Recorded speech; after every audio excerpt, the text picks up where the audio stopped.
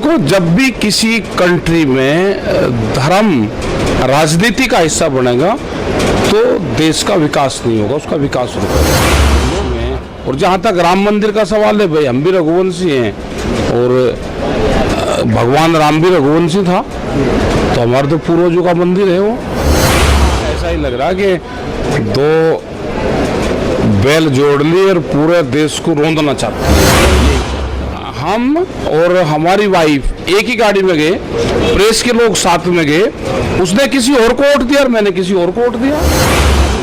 GST समझ में नहीं आया, लेकिन और लोगों ने, व्यापारियों से जब बुझा गया तो इससे नुकसान है। और आम किसानों को भी ये लगता है कि भाई जीएसटी 28% 30% लग रही तो आम जनता पे इसका प्रभाव पड़ता है।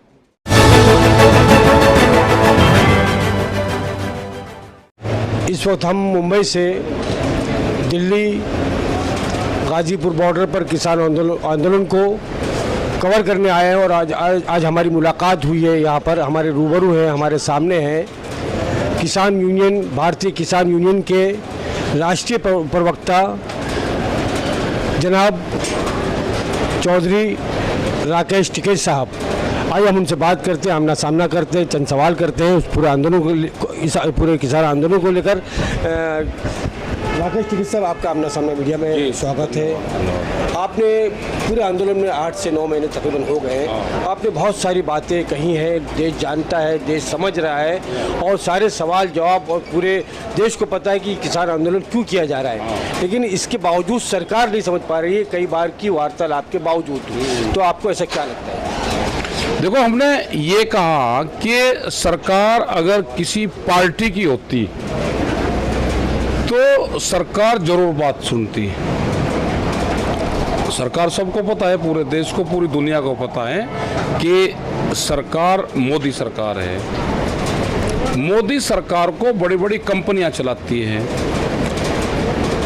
जब सरकारों को कंपनियां चलाना शुरू करेगी तो वो बात नहीं सुनेगी, उनका फाइनेंशियल डिस्टर्ब होता है, उसमें एचआर डिपार्टमेंट होता है, उसमें सीईओ होते हैं, उसमें सारे प्रॉब्लम आती है। तो ये कंपनियां हैं, जब तक कंपनी राज देश में रहेगा तो कोई भी सरकार बातचीत नहीं सुनेगी। उनको ये लगता है कि हमको नुकसान हो रहा है इन किसानों से। तो राकेश टिकैत जी, क्या ऐसी बात है क्या, जैसे कि ये कहा जाता है कि बिल जो है, किसान बिल जो बनाया गया है, क्या आपको लगता है सरकार का है कि अडानी अंबानी का है? देखो, वो किसी को लाभ देने के लिए बनाए जाते हैं और 2-3 बड़ी कंपनी देश में है इस टाइम पे जिनके नाम चल रहे हैं, अडानी है, अंबानी है। तो ये जो है, इनको लाभ देने के लिए और भी कुछ कंपनियां इस तरह की होंगी कि जिनको लाभ पहुंचाने का काम करा जा रहा है और ज़्यादातर फायदा तो इन्हीं को ही मिल रहा है आजकल। मिल रहा है। सरकार को ये नहीं समझ में आती बात कि इतने लाखों किसानों का को कुचल कर, उनके पास में अत्याचार करके, उन पर जुल्म कर और ये सिर्फ किसानों के साथ जुल्म नहीं, पूरे देश के साथ भी जुल्म है, देश के जवानों के साथ भी जुल्म है ये, और आम आदमी के साथ भी जुल्म है। तो किसानों को ये नहीं लगता कि ये नरेंद्र मोदी या इस सरकार 2 बैलों की जोड़ी को लेकर पूरे देश में खेती कर लेगी है? हाँ, ऐसा ही लग रहा कि 2 बैल जोड़ ली और पूरे देश को रौंदना चाहती हैं, यही चाहते हैं। हाँ, ये लग रहा है पूरे देश, ये लग रहा है। अब बात ये आती है सर निकल कर जी, कि जिस तरह से आपने कहा कि ये मोदी सरकार जो है ये साहूकारों की सरकार है, कंपनियों की सरकार है, लेकिन वहीं हमने देखा कि 2014 में भारतीय किसान यूनियन ने मोदी सरकार को या इस सरकार को सपोर्ट भी किया।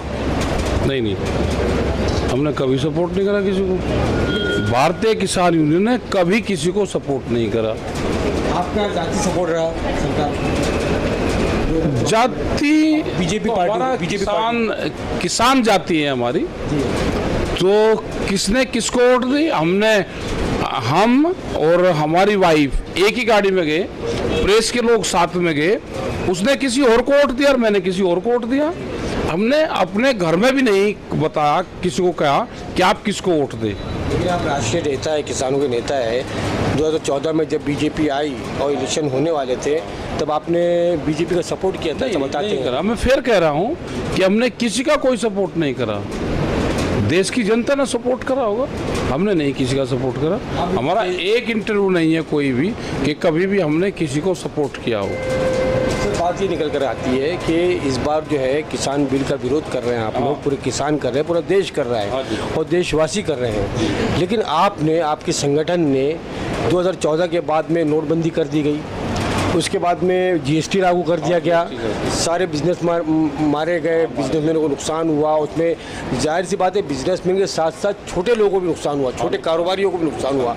तब आपने आवाज़ नहीं उठाई, ऐसी क्या बात है? नहीं, आवाज़ उठा तो रहे, नोटबंदी के वक्त आपने नहीं मानना है जनता का। हमारे मूवमेंट कंटिन्यू चलते रहते हैं। हाँ, नोटबंदी हो या कोई भी हो, हम धरने, प्रदर्शन, मीटिंगें वो सब चलती रहती है हमारी। नोटबंदी के खिलाफ आपने बोला हमने नोटबंदी के खिलाफ भी हमने बोला। और टिकैत साहब ने तो 2002 में नोटबंदी के खिलाफ बोला था कि जो बड़ा सिक्का है वो बंद होना चाहिए। उनकी आप वीडियो उठा के देखो, उन्होंने उस टाइम पे कहा। और हमने तो कहा है कि ये नहीं होना चाहिए। जीएसटी का किसान का तो ज़्यादा कोई मतलब वो है नहीं कि इसमें क्या था, ना किसी की किसान की समझ में आया। सर, आम आदमी के नुकसान तो जीएसटी समझ में नहीं आया, लेकिन और लोगों ने, व्यापारियों से जब बुझा गया तो इससे नुकसान है। और आम किसानों को भी ये लगता है कि भाई जीएसटी 28%, 30% लग रही तो आम जनता पे इसका प्रभाव पड़ता है।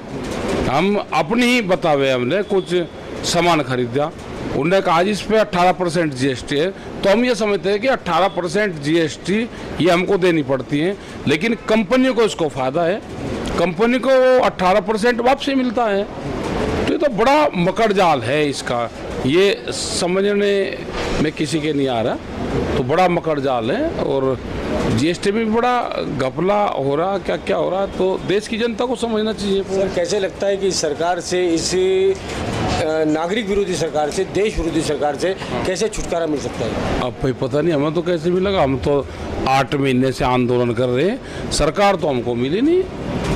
22 जनवरी को सरकार जरूर मिली थी, उसके बाद में नहीं मिली हमको सरकार नजर नहीं आया ना, आई नहीं सरकार नजर। इसीलिए आपने ऑल्टरनेट जो है संसद शुरू की है, संसद शुरू करी किसान ने। ये संसद क्या फैसला कर? ये फैसला तो क्या करती, इसको कोई उस तरह की पावर नहीं है, लेकिन अपनी बात कहेंगे, मीडिया के माध्यम से अपनी बात कहेंगे, और नई एक किसान संसद चला सकता है। एक वहाँ से एक ड्राफ्ट करेंगे, वो भारत सरकार को भेजेंगे, आम जनता को उसको भेजेंगे, यही कर सकते हैं। लोकतांत्रिक देश में अपनी बात कहने का वो भी एक तरीका है। सही आपने कहा।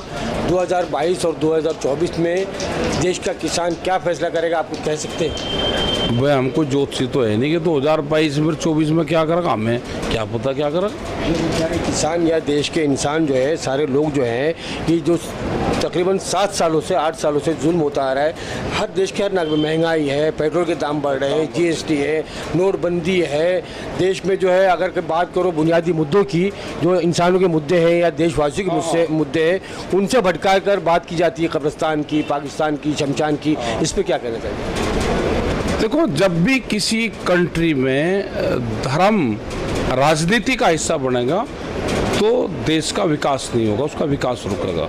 लोग धार्मिक उसमें उलझ जाएंगे और विकास के मुद्दे छूट जाएंगे।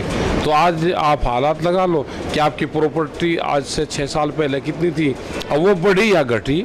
अगर आम आदमी की प्रॉपर्टी या उसकी बिजनेस कम हुआ तो देश कमज़ोर हुआ, अगर बड़ा है तो देश बड़ा है, आप उससे पता लगा सकते हो।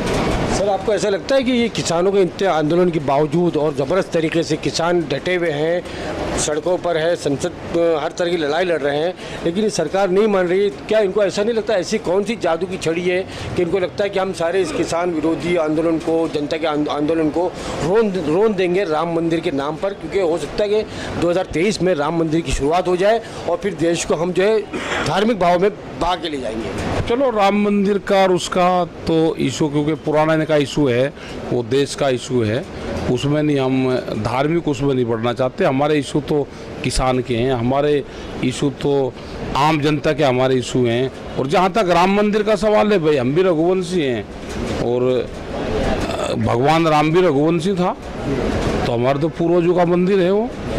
और 1700 कुछ में तो हमारे परिवार के लोग वहाँ पे गए थे, अयोध्या में बुलाते थे जब भी कोई प्रोग्राम होता था, लेकिन अब क्या तो नहीं बुलवाया परिवार के किसी लोगों को। हाँ, हाँ कुछ पहले भी बुलवाए, कोई प्रोग्राम होता था कभी हो या तो उसमें जाते जरूर थे, लेकिन अब तो ये सरकार तो नहीं बुलवाती किसी को। हमारे तो पूर्वजों का है भाई, वो भी रघुवंशी, हम भी रघुवंशी। तो सरकार तो चल ही नहीं रही ना, सरकार तो आरएसएस के इशारे पे, नागपुर के इशारे पे चल रही है। हम तो बता रहे हैं ना कि सरकार अगर किसी पार्टी की होती तो जरूर बातचीत करती। सरकार तो बड़ी कंपनियों की है, और देश की जनता अगर नहीं समझी तो फिर वो उसी में ही उलझी रहेगी, यहाँ पे चलती रहेगी। बहुत बहुत शुक्रिया, धन्यवाद। ये थे राकेश टिकैत जी, जिनसे हम आमना सामने मीडिया और शाप की बात कर रहा था। बहुत बहुत शुक्रिया आप सभी नाज़रीन का भी, दर्शकों का भी धन्यवाद। जय हिंद, जय भारत। जब देश का वित्त मंत्री या उनको बंद करना नहीं आता, हमने देश की आज़ादी के लिए किया था, हमें देश की आज़ादी को बचाने, देश के किसानों की भी जान जानी है। ये तो इंशाल्लाह सियासत में भी कदम रखा जाएगा।